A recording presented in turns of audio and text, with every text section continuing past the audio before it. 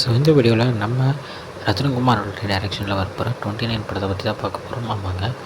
So நம்ம ரத்னகுமார் அவருடைய directions எடுத்துக்கிட்டோம்னா எனக்கு ரொம்பவே பிடிச்ச படம் மேயாதமான்.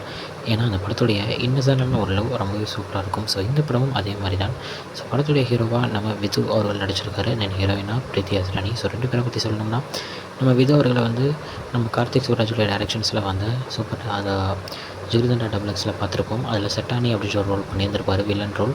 அதே மாதிரி நம்மளுடைய சூர்யா அவர்களுடைய படமான ரெட்ரோ படத்துலேயும் ஒரு வில்லன் ரோல் பண்ணியிருப்பார். ஸோ அவர் தான் அவருடைய ஹீரோவாக டெபியூட் பண்ணுறாரு. ஸோ இந்த படம் வந்து பார்த்திங்கன்னா எனக்கு இந்த ட்ரெய்லர் பார்க்கும்போது ஒரு மேயாதமான் மாதிரியான ஒரு லவ் உள்ள ஒரு கதை, அதே நேரத்தில் நிறையா லாஃப்ஸ் அண்ட் நிறையா ஃபன், அதே நேரத்தில் நிறைய எமோஷன் கலந்த ஒரு படமாக இந்த படம் இருக்கும் அப்படின்றது நல்லாவே ட்ரெய்லரில் சூப்பராகவே காமிச்சிருந்தாரு. ஸோ படத்துடைய மியூசிக் டைரக்டராக நம்ம ஷான் ரோலன் தான் வந்து மியூசிக் போட்டிருக்காரு.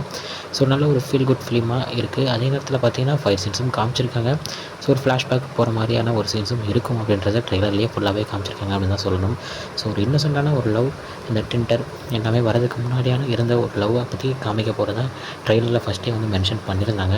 ஸோ பார்ப்போம். ஏன்னா விஜய் அவர்களுடைய ஆக்டிங்கை நான் வந்து நிஜமாகவே 2-3 படங்களில் பார்த்துருக்கோமே தவிர அவருடைய ஹீரோ மாதிரியான ஆக்டிங் என்ன மாதிரி இருக்கும்ன்றது நம்ம இது வரைக்கும் பார்த்ததில்லை. பட் இருந்தாலும் சாங் ஒன்று ரிலீஸ் ஆச்சு, அதில் நல்லாவே டான்ஸ் பண்ணியிருந்தாரு. நல்லாவும் அதில் அவருடைய எக்ஸ்பிரஷன்ஸும் நல்லா இருந்துச்சு. ஸோ இந்த படத்துக்குள்ளே எப்படி இருக்குது அப்படின்றத ஃபஸ்ட்டு பொறுத்திருந்தான் பார்க்கணும்.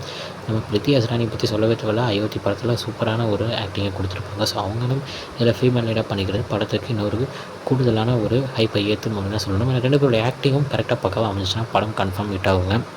தென் படத்துடைய டைரக்டரான ரத்னகுமாரோடைய ரைட்டிங் பார்த்தோம்னா ஒரு ஃபீல் குட் ஃபிலிமாகவே எடுத்துகிட்டு போயிட்டு அதில் எமோஷன்ஸை சூப்பராகவே டெலிவர் பண்ணி எந்த இடத்துலையும் அந்த எமோஷன் கிரிஞ்சாக மாறாமல் இருக்கிறத பக்காவாக பார்த்துப்பார் நம்ம ரத்னகுமார். ஸோ அவருடைய டைரக்ஷனுக்கு நான் மிகப்பெரிய ஒரு ஃபேன். ஸோ அதே மாதிரி தான் இந்த படமும் எடுத்திருப்பார் அப்படின்ற ஒரு நம்பிக்கை எனக்கு இருக்குது. ஸோ படத்தில் இவங்க இல்லாமல் மகேந்திரன் இருக்கார். ஸோ அவருடைய ஆக்டிங்கும் என்ன மாதிரியான ஒரு ரோல் கொடுத்துருக்காங்க அப்படின்றது தெரியல. ஸோ அவருடைய ஆக்டிங்கும் நம்ம வந்து பார்க்க வேண்டியதாக இருக்கும். ஸோ என்னை பொறுத்த வரைக்கும் நல்ல ஒரு ஃபீல் குட் ஃபிலிம் வருது. மே 8 படம் வந்து ரிலீஸ் ஆகுது. ஸோ எல்லாரும் தேட்டரில் போய் பார்ப்போம். ஸோ படம் என்ன மாதிரி இருக்குது அப்படின்றத பார்த்துட்டு கன்ஃபார்ம் நம்ம சேனலில் ஒரு வீடியோவும் போட்டுடலாம். ஓகே ஃப்ரெண்ட்ஸ், இதுதான் இன்றைக்கி இந்த படத்தோட ட்ரெய்லர் பற்றின ஒரு சின்ன வீடியோ உங்களை இதை பார்க்குறேன். அது வரைக்கும் உங்கள் நிறைய உங்கள் Jaswin. Bye friends. Next video மறக்காமல் நம்ம சேனலை சப்ஸ்கிரைப் பண்ணிக்கோங்க. பாய் பாய்.